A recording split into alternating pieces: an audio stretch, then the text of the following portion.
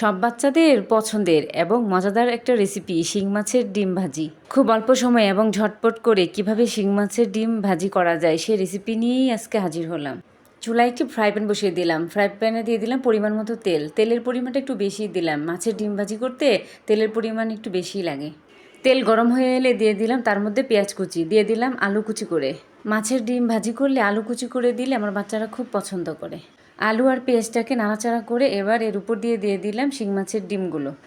দিয়ে দিলাম কাঁচামরিচ কুচি করে। এবার দিলাম স্বাদ মতো লবণ। এবার দিয়ে দিব গুঁড়া মশলাগুলো। এখানে হলুদ, মরিচ, ধনিয়া এবং জিরার গুঁড়া আছে। দিয়ে দিলাম 1 চামচ আদা রসুন বাটা। সবগুলোকে এবার নেড়ে চেড়ে একসাথে মিক্স করে নিব। আমি এতে কোনো পানি অ্যাড করব না, তেলের সাথেই ভাজা ভাজা করে নিব।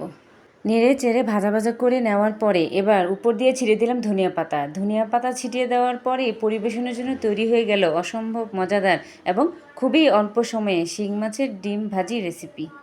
আশা করি রেসিপিটি আপনাদের কাছে ভালো লেগেছে।